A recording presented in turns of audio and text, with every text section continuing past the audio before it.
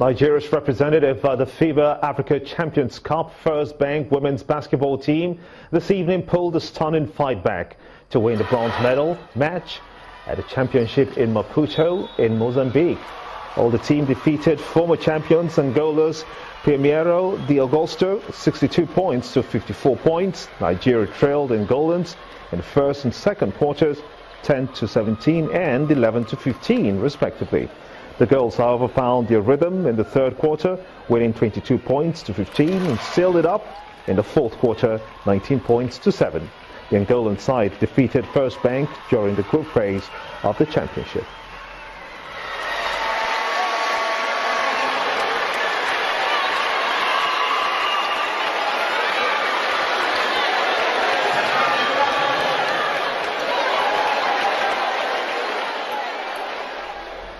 Nigeria's Haruna Quadri will end the year as the continent's best table tennis player, having retained his position as the 25th best player in the monthly ITTF World Rankings for the month of December.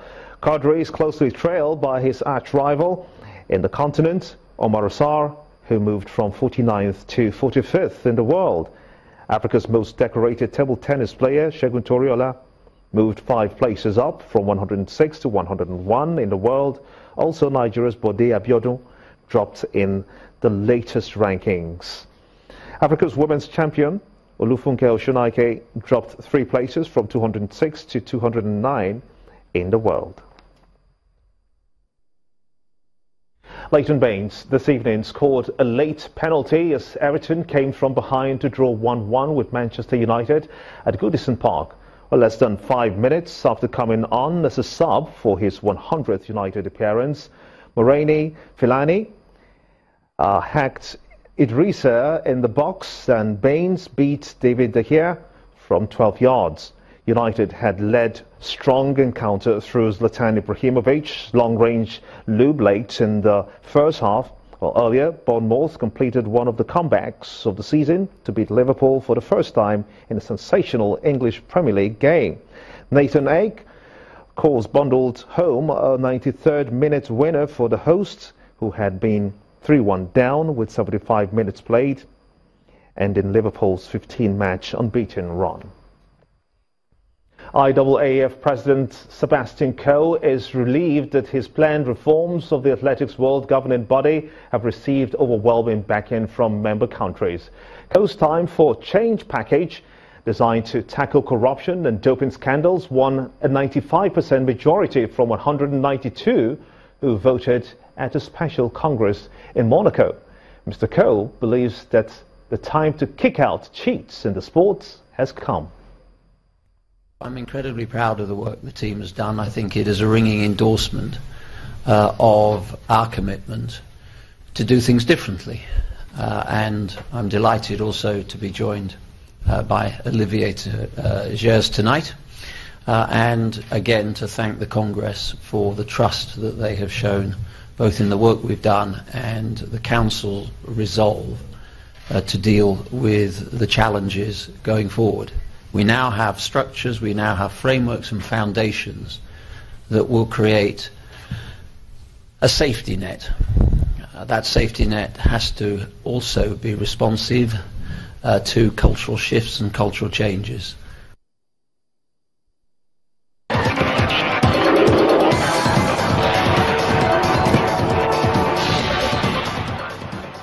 In stories outside of Nigeria now, the Australian far-right candidate in the presidential election, Mr. Norbert Hofer, has congratulated Alexander Van der Bellen, former head of the Greens, on his victory. The poll had been seen as a sign of how well populist candidates might do elsewhere in Europe. Mr. Van der Bellen describes the results as a vote for a pro-European Austria based on freedom, equity and solidarity. France, the Netherlands and Germany all face elections next year in which anti-mainstream and anti-immigration parties are gaining ground. Well, Italians are voting in a referendum on plans to streamline parliament. The vote, called by centre-left Prime Minister Matteo Renzi, is being closely watched for further signs of anti-establishment sentiments in Europe. The reforms include reducing the power of the Senate whose members will be cut from 315 to 100, with most drawn from mayors and regional representatives. Italians started voting on Sunday, December the 4th, in a referendum on constitutional reform, with Prime Minister Matteo Renzi promising to resign if he loses the ballot. Renzi walked to the polling station with his family before casting his ballot at a local school in his hometown of Pontasiev, on the outskirts of Florence. About 51 million Italians are eligible to vote on Renzi's plan to drastically reduce the role of the Senate and claw back powers from regional authorities. Financial markets and Europe's politicians fear victory for the opposition no camp could trigger political instability and renewed turmoil for Italy's battered banks, pushing the Eurozone towards a fresh crisis. With all the opposition parties lined up against the reform, a victory for Renzi would be a surprise and represent an enormous personal triumph for Italy's youngest prime minister, who often appeared to be fighting the campaign single-handed.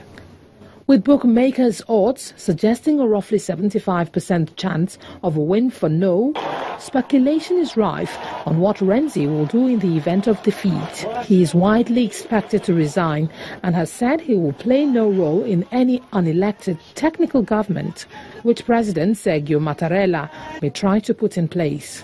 Some of his allies have urged him to stay in power regardless of the result.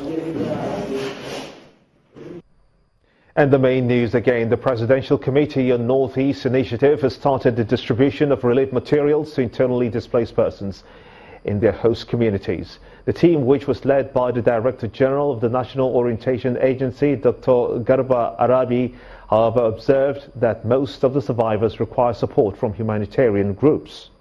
Also today, the management, staff and friends of award-winning Channels Television we're celebrating their 21st anniversary celebrations with a Thanksgiving service at our Saviour's Church here in Lagos.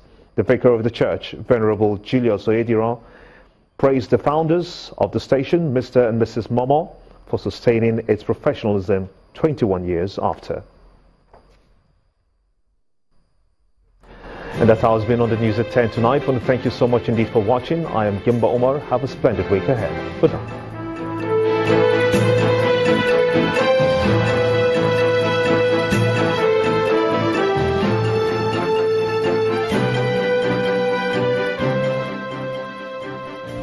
This is Channels Television, celebrating 21 years of professional broadcasting.